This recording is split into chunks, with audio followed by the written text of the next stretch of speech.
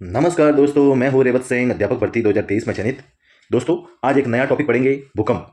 बहुत important topic है। बहुत दिनों के बाद मैं क्लास ले रहा हूँ। स्कूल में खेल के टूर्नामेंट चल रहे थे, तो उसके हिसाब से थोड़ा बिजी था। जैसे ही फ्री हुआ, मैं आपके लिए समय निकाल कर क्लास ले रहा हूँ। आप टेंशन मत लो, आपके रीट परीक्षा से पहले पहले मैं आपका जो SST का सिलेबस है ये कंप्लीट करा दूंगा, ये आपको वादा करता हूँ। तो शुरुआत करते हैं बिना देरी किए। दोस्तों, ये SST का सिलेबस है रीट का, इसके अनुसार हम पढ़ रहे थे। इसमें जो टॉपिक है भूगोल, भूगोल का, उसमें भूकंप वाला टॉपिक है, वो आज पढ़ेंगे। छोटा सा वीडियो है और बहुत ही बेहतरीन वीडियो है, और ध्यानपूर्वक पढ़ोगे तो आपके भूकंप से संबंधित एक दो सवाल परीक्षा में आएंगे, वो मैं समझता हूँ इसी में से आएंगे। तो शुरुआत करते हैं। भूकंप क्या है? भूकंप देखिए, पृथ्वी पर हलचल कंपन को भूकंप कहते हैं। सामान्य सी बात है।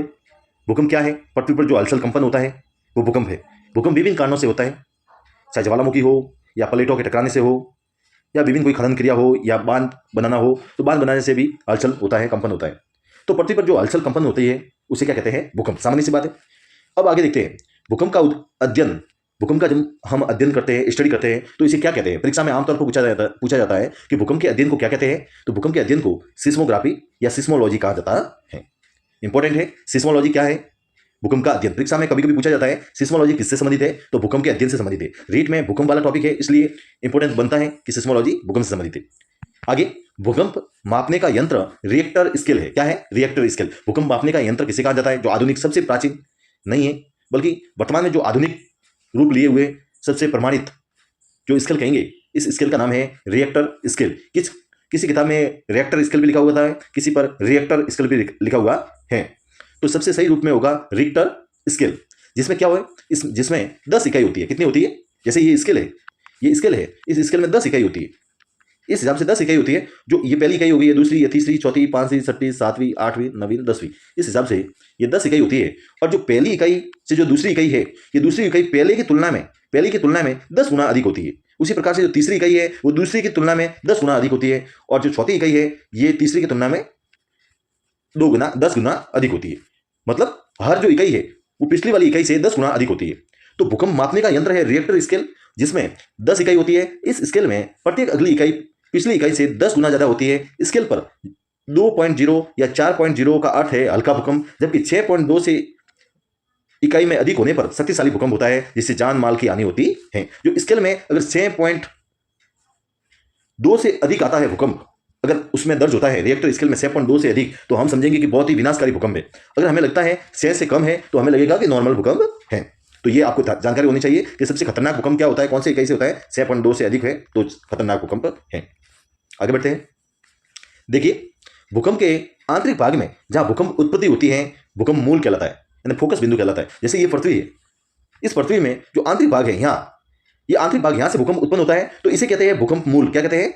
भूकंप मूल, यानी फोकस केंद्र, यानी फोकस। इसे अवकेंद्र भी कहते हैं। क्या कहते हैं? इसे क्या कहते हैं? अवकेंद्र। ये भी याद होना चाहिए आपको, अवकेंद्र भी कहते हैं।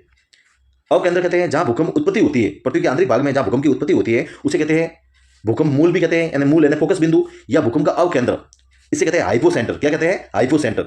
ये महत्वपूर्ण है दोस्तों, आपको याद रहना चाहिए कि जहां से भूकंप की उत्पत्ति होती है उसे क्या कहते हैं? उसे भूकंप मूल भी कहते हैं, भूकंप का अवकेंद्र भी कहते हैं। अधिकेंद्र नहीं कहते, अवकेंद्र। अधिकेंद्र इसके जस्ट समकोण पर, इसके जस्ट ऊपर यानी समकोण पर 90 डिग्री पर, पृथ्वी के ऊपर केंद्र में, इसे कहेंगे अधिकेंद्र। क्या कहेंगे? अधिकेंद्र। यानी सर्वाधिक, सर्वप्रथम भूकंप की जो किरणें वो पृथ्वी पर सर्वप्रथम जिस स्थान पर पहुंचती है उसे कहेंगे अधिकेंद्र। जो ऊपर वाला है, जहां पर जो भूकंपीय तरंगे हैं वो बाहर निकलती है, वो बाहर निकलती है, जिस स्थान पर निकलती है उसे तो कहेंगे अधिकेंद्र, और जिस स्थान पर उत्पन्न होती है उसे कहेंगे अवकेंद्र, या भूकंप मूल कहेंगे, या भूकंपीय फोकस बिंदु, या हाइपो सेंटर कहेंगे। तो ये ध्यान में होना आवश्यक है दोस्तों। जो भूकंप है, इसके जहां से उत्पत्ति होती है इसे क्या कहेंगे? इसे कहेंगे हाइपो सेंटर, या अवकेंद्र कहेंगे, या भूकंप मूल कहेंगे। लेकिन जो ऊपर, जहां पर पृथ्वी पर जहां पर सर्वप्रथम तरंगे बाहर निकलती है उसे कहेंगे अधिकेंद्र। ये ध्यान दो नहीं, ये इसे कहेंगे अवकेंद्र, और जहां पर निकलती है तरंगे उसे क्या कहेंगे? अधिकेंद्र। मोस्ट इंपॉर्टेंट है, ध्यान में होना चाहिए, कंफ्यूज नहीं होना है। परीक्षा में आमतौर पर पूछा जाता है कि पृथ्वी के जहां भूकंप, पृथ्वी में जहां भूकंप की उत्पत्ति होती है उसे क्या कहते हैं? उसे कहेंगे अवकेंद्र। भूकंप का अवकेंद्र कहेंगे। इंग्लिश में कहे तो उसे कहेंगे हाइपो सेंटर, या दूसरा नाम है भूकंप मूल कहेंगे। और जहां भूकंप के समकोण पर यानी 90 डिग्री पर कोण पर धरातल पर वह स्थान जहां पर सर्वप्रथम भूकंपीय तरंगे पहुंचती है, भूकंप का अधिकेंद्र, जिसे एपी सेंटर कहा जाता है। भूकंप के अधिकेंद्र पर सर्वाधिक प्रभाव होता है। भूकंप का सर्वाधिक प्रभाव कहां होता है? अधिक केंद्र पर। जैसे जैसे अधिक केंद्र से दूर जाएंगे, जैसे ये पृथ्वी है, यहाँ पर भूकंपीय तरंगे बाहर निकली तो ये क्या कहलाता है, अधिक केंद्र। और इस यहाँ से अलग अलग क्षेत्र में जो तरंगे जाएगी तो ये तरंगे जाएगी तो दूर जाएगी, तो यहाँ पर दूर जैसे जैसे दूर जाएगी भूकंपीय जो प्रभाव है वो कम होगा और इस क्षेत्र में प्रभाव अधिक होगा। ठीक है, तो समझ में आ गया।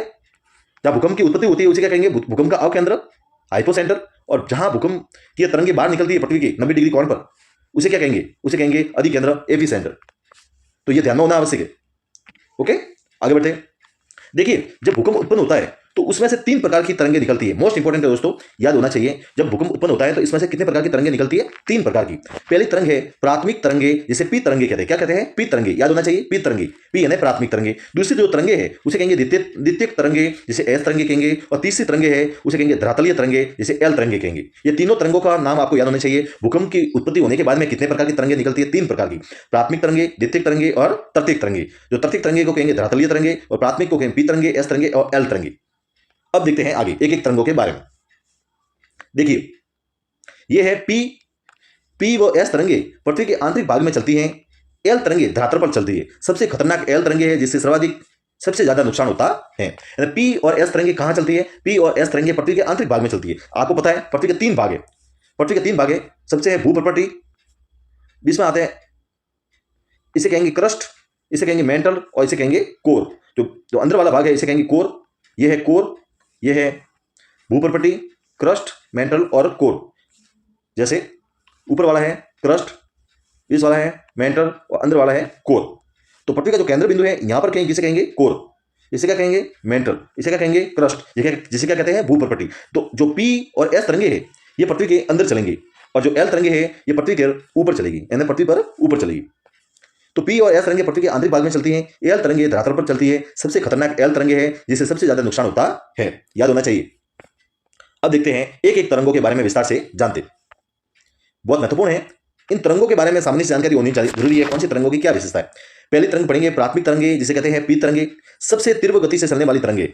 महत्वपूर्ण है, भूकंप से 3 प्रकार की तरंगे उत्पन्न होती है। सबसे तीव्र गति से चलने वाली तरंगे कौन सी है, जिसे कहते हैं प्राथमिक तरंगे, पी तरंगे। इसकी गति, एवरेज गति कितनी है, इसकी है 7.8 किलोमीटर प्रति सेकंड, यानी कि 1 सेकंड में 7.8 किलोमीटर, यानी 7 से 8 किलोमीटर लगभग चलती है।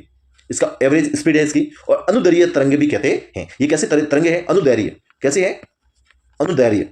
अनुदैर्घ्य का मतलब क्या होता है, अनुदैर्घ्य का मतलब होता है सीधे रूप में चलना, ऐसे चलना, इस प्रकार से चलती है। कौन सी तरंगे चलती है, ये प्राथमिक तरंगे यानी पी तरंगे की जो स्पीड है, जो गति है, वो इस प्रकार की होती है। और 7.8 किलोमीटर प्रति सेकंड, यानी सेकंड में इसकी इतनी स्पीड होती है। इसे अनुदैर्घ्य तरंगे भी कहते हैं। और ध्वनि तरंगों की तरह गति करती है। सबसे महत्वपूर्ण विशेषता है, प्राथमिक तरंगे की गति कैसी होती है, जो ध्वनि तरंगे होती है उसकी तरह होती है। ये मोस्ट है, याद रखना है। प्राथमिक तरंगों की गति किसके जैसी होती है, ध्वनि तरंगों की तरह। और सबसे खास विशेषता, ठोस, तरल और गैस सभी भागों में गुजरती है। यानी पृथ्वी के आंतरिक भाग में 3 प्रकार के रूप है, ठोस रूप है, तरल रूप है और गैस रूप है। यानी पृथ्वी के सभी भागों में प्राथमिक तरंगे चलती है। मोस्ट इंपोर्टेंट है, ठोस, तरल और गैस सभी भागों में ये गुजरती है। तो समझ में आ गया प्राथमिक तरंगे। अब हम पढ़ते हैं आगे वाली दूसरी तरंग, यह है द्वितीयक तरंगे। द्वितीयक तरंगे क्या है, देखिए, द्वितीयक तरंगे जिसे एस तरंगे कहते हैं। क्या कहते हैं, एस तरंगे। अब एस तरंगों के बारे में पढ़ते हैं। द्वितीयक तरंगे, एस तरंगे, यह केवल ठोस पदार्थों से गुजरती है। यानी जो पृथ्वी के अंदर जो ठोस पदार्थ है वहीं से ही गुजरेगी, यानी तरल और गैस से नहीं गुजरती है, केवल ठोस पदार्थ से गुजरती है। ध्यान होना चाहिए। औसत स्पीड कितनी है इसकी औसत स्पीड है 4.5 किलोमीटर प्रति सेकंड। और उसकी कितनी थी, 7.8 किलोमीटर। पी तरंगों की स्पीड कितनी है, 7.8 किलोमीटर। और इसकी आधी है 4.5 किलोमीटर सेकंड, किसकी है, द्वितीयक तरंगे की, एस तरंगे।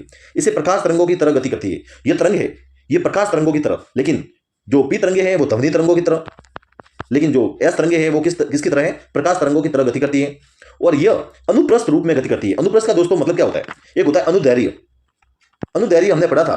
अनुदैर्घ्य का मतलब होता है सीधे रूप में चलना, सीधे रूप में चलना। तो ये कौन सी चलती है, पी तरंगे। लेकिन ये जो है अनुप्रस्थ, अनुप्रस्थ का मतलब समकोण रूप में, इस प्रकार से चलना, यह है अनुप्रस्थ। यानी कि जो एस तरंगे है वो इस रूप में चलती है। इस हिसाब से इसका नाम भी एस रखा गया है, क्योंकि एस की आकृति की तरह चलती है। तो समकोण रूप में चलती है अनुप्रस्थ तरंगे। इसकी गति कितनी है, 4.5 किलोमीटर। और प्रकाश तरंगों की तरह गति करती है। और सबसे महत्वपूर्ण है, यह केवल ठोस पदार्थ से गुजरती है। आगे बढ़ते हैं। आगे जो तरंगे हैं वो अंतिम वाली तरंगे हैं धरातलीय तरंगे, यानी एल तरंगे। यह दोस्तों पृथ्वी की सतह पर चलती है। सबसे धीमी गति होती है इसकी एवरेज है स्पीड है 3 किलोमीटर सेकंड प्रति सेकंड। और सबसे विनाशकारी तरंगे ये भी है। क्योंकि पृथ्वी पर विनाश सबसे अंदर तो कोई भी तरंगे चलेगी हमें पता नहीं चलेगा, लेकिन धरती के ऊपर यानी सतह पर जो तरंगे चलेगी चाहे धीमी गति से चलो, लेकिन उससे नुकसान होता है, जान माल की हानि होती है। तो सबसे विनाशकारी तरंगे हैं धरातलीय तरंगे। ठीक है, ये तरंगों थी, 3 प्रकार की तरंगे थी, पी तरंगे, एस तरंगे और एल तरंगे। इन 3 तरंगों की विशेषता आपको याद होनी चाहिए, नोटबुक में नोट करते जाइए, बहुत महत्वपूर्ण है, और जो भी प्रश्न आएगा इन 3 तरंगों के बारे में आएगा। अब हम देखते हैं आगे, एक बेहतरीन टॉपिक है इसी का, उसका नाम है भूकंप का छाया क्षेत्र। भूकंप का छाया क्षेत्र क्या है? भूकंप की तरंगों से पृथ्वी का ऐसा क्षेत्र अप्रभावित रहता है, भूकंप का छाया क्षेत्र कहलाता है। यानी पूरा पृथ्वी है, ये पृथ्वी है, और इस पृथ्वी का कुछ भाग ऐसा होता है जो कोई भी तरंग वहां पर नहीं पहुंचती, चाहे पी तरंगे हो या एस तरंगे हो, ये दोनों में से उस क्षेत्र में नहीं पहुंचती, क्योंकि वो एक ऐसा क्षेत्र है जहां पर भूकंपीय तरंगों की वहां जा ही नहीं सकती। तो जहां पर भूकंपीय तरंगे नहीं पहुंचती है या नहीं गुजरती है जिस क्षेत्र से, उस क्षेत्र को कहते हैं छाया क्षेत्र। क्या कहते हैं? छाया क्षेत्र। भूकंप के तरंगों से पृथ्वी का ऐसा क्षेत्र अप्रभावित रहता है, भूकंप का छाया क्षेत्र कहलाता है। भूकंप के केंद्र से लगभग, जो भूकंप का केंद्र है, जैसे ये भूकंप आ गया तो इस केंद्र से 105 डिग्री से वापस 145 डिग्री तक, उसी प्रकार से 105 से 145 के बीच वाला भाग है भूकंप के केंद्र से 105 से 145 के बीच का भाग। कुछ किताबों में एनसीईआरटी या आरबीएससी में 103 से 143 के बीच का भाग भूकंप का छाया क्षेत्र कहलाता है। मोस्ट है दोस्तों, याद रखना है भूकंप का छाया क्षेत्र क्या है। 105, ये याद रखना है, 105 से 145 याद होना चाहिए, या 103 परीक्षा में दे चुका है, 103 से 143। ये जो 40 का लगभग है, 40 डिग्री का जो क्षेत्र है, ये 40 डिग्री वाला क्षेत्र है, इस क्षेत्र को भूकंप का छाया क्षेत्र कहलाता है। या तो 105 से 145 दिया हुआ होगा, या 103 से 143 दिया हुआ होगा। अगर ये दोनों दिए हुए हैं तो दोनों में से कोई भी करना है। मेरा मानो तो 105 से 145 करना है। अगर 103 से 143 भी दिया हुआ है तो भी ये प्रश्न डिलेट योग्य है, यानी विवादित प्रश्न कहलाएगा, इसलिए दोनों में से एक ही आंकड़ा दिया हुआ होगा। तो भूकंप के केंद्र से 105 से 145 याद होना चाहिए, या 103 से 143, ये क्या है? भूकंप का छाया क्षेत्र कहलाता है। अब देखिए, पी तरंगों का छाया क्षेत्र 105 से 145 के बीच से मोस्ट है। जो पी तरंगों का छाया क्षेत्र कितना है? 105 से 145, यानी पी तरंगों का छाया क्षेत्र कम है, कितना है? 40 डिग्री तक, क्योंकि पी तरंगे ठोस, गैस या द्रव तीनों क्षेत्रों से गुजरती है, लगभग पृथ्वी के आंतरिक भाग के सभी हिस्सों से गुजरती है, इसलिए 60% हिस्सों पर पी तरंगे चलती है, इसलिए पी तरंगों का छाया क्षेत्र कम होगा, क्योंकि सभी क्षेत्र से गुजरती है। तो कुछ क्षेत्र है 105 से 145 के बीच का, तो ये पी तरंगों का छाया क्षेत्र है। उसी प्रकार के एस तरंगे जो है वो केवल ठोस पदार्थों से गुजरती है, इसलिए एस तरंगों का छाया क्षेत्र बड़ा होगा। इसलिए एस तरंगों का छाया क्षेत्र 105 से आगे का समस्त भाग, यानी 105 से 105 जो पृथ्वी का 40% हिस्सा है होता है जहां से गुजरता है। इसलिए एस तरंगों का छाया क्षेत्र पी तरंगों के से अधिक होता है। परीक्षा में प्रश्न पूछे कि किसका छाया क्षेत्र सबसे अधिक है, तो आपको लिखना है एस तरंगों का छाया क्षेत्र सबसे अधिक है, क्योंकि एस तरंगे केवल ठोस पदार्थ से गुजरती है, इसलिए एस तरंगों का छाया क्षेत्र अधिक होगा। पी तरंगे ठोस, द्रव्य और गैस तीनों से गुजरती है, इसलिए पी तरंगों का अमूल। पी का कितना है? 105 से 145। और राउंड फिगर अगर पूछे कि छाया क्षेत्र, भूकंप का छाया क्षेत्र कितना है, तो 105 से 145, ये याद होना चाहिए। ठीक है, हालांकि इतना नहीं पूछा जाएगा, ऐसे पूछा जा सकता है कि किसका छाया क्षेत्र, कौन सी भूकंपीय तरंगों का छाया क्षेत्र सबसे बड़ा होता है, सबसे विशाल होता है, तो एस तरंगों के छाया क्षेत्र। ठीक है, सबसे अधिक भूकंप विश्व का 63% परिप्रशांत मेखला क्षेत्र में आता है। आपको पता है कि प्रशांत महासागर सबसे विशाल महासागर है, और इस महासागर के तटीय इलाकों में भूकंप अधिक आते हैं। इसका कारण क्या है? इसका कारण यह है कि स्थल और जल का मिलन। पृथ्वी का सबसे अधिक भूकंप विश्व का 63% परिप्रशांत मेखला क्षेत्र में आता है। इसका कारण है जल व स्थल का मिलन क्षेत्र होने के कारण, जल और स्थल का मिलन क्षेत्र होने के कारण सबसे अधिक भूकंप आता है। और मैं बात करें तो 26 जनवरी 2001 को कच्छ, गुजरात में जोरदार भूकंप आया था, जिससे बहुत बड़ा नुकसान हुआ था। ठीक है, और एक परीक्षा में यह भी पूछा जाता है कि नियात भूकंप क्या है, तो खनन करते हैं तो खनन से जो भूकंप आता है उसे नियात भूकंप कहते हैं। ऐसे भूकंपों के बहुत प्रकार है, जैसे विवर्तनिक भूकंप हो गया, प्लेटेनो भूकंप हो गया, तो इनसे संबंधित प्रश्न परीक्षा में प्रश्न नहीं पूछा जाता है। आपको सामान्य से ये पूछा जाएगा कि भूकंप क्या है, भूकंप की क्या विशेषता है, भूकंप को किसमें मापते हैं, और भूकंपीय तरंगे कौन कौन सी है, और उन तरंगों की क्या खास विशेषता है। अब हम आगे चित्र के बारे में देखते हैं। ये देखिए दोस्तों, भूकंपीय जो तरंगे हैं उनका जो छाया क्षेत्र के बारे में बताया गया। ये देखिए 105 है, तो इसमें क्या है, इसमें लिखी हुई है जो पीली पीली लाइन वाली जो तरंगे हैं ये है पी वाली, और जो ब्लैक वाली है वो एस तरंगे। तो देखिए ये एस तरंगे यहां तक ही है, ब्लैक वाली लाइन देख सकते हो, और जो पीली पीली लाइन वाली है वो आप देख लो लगभग सभी क्षेत्र में, लेकिन सिर्फ ये क्षेत्र, ये छोटा सा क्षेत्र और ये छोटा सा क्षेत्र, इस क्षेत्र में क्या चलती है? पी तरंगों का छाया क्षेत्र है, यानी यहां पर पी तरंगे नहीं है, बल्कि बाकी पूरे क्षेत्र में पी तरंगे हैं। तो पी और एस तरंगों का समझ में आ गया। अब देखते हैं आगे। ये देखिए दोस्तों, भूकंप का जो भूकंपीय क्षेत्र है, ये देखिए जो विश्व का मानचित्र है, इसमें एशिया महाद्वीप है, ये एशिया महाद्वीप के आगे जो ये प्रशांत महासागर है, इसका वो पूरा ये तटीय इलाका है, क्योंकि जल और स्थल का मिलन है, और इस क्षेत्र में भूकंप सबसे अधिक आते हैं। विश्व के 63% भूकंप यहां आते हैं, और इस क्षेत्र में जो जापान है, जापान भी यहां आया हुआ है, एशिया के पूर्व क्षेत्र में, ऐसे एशिया महाद्वीप में माना जाता है। तो यहां पर अधिकतर भूकंप आने का कारण है जल और स्थल का मिलन। तो ये था दोस्तों छोटा सा वीडियो भूकंप का। कैसा लगा वीडियो? अगर वीडियो अच्छा लगा हो तो प्लीज़ लाइक कीजिएगा। तो मिलते हैं एक नए बेहतरीन वीडियो के साथ में, तब तक के लिए जय हिंद।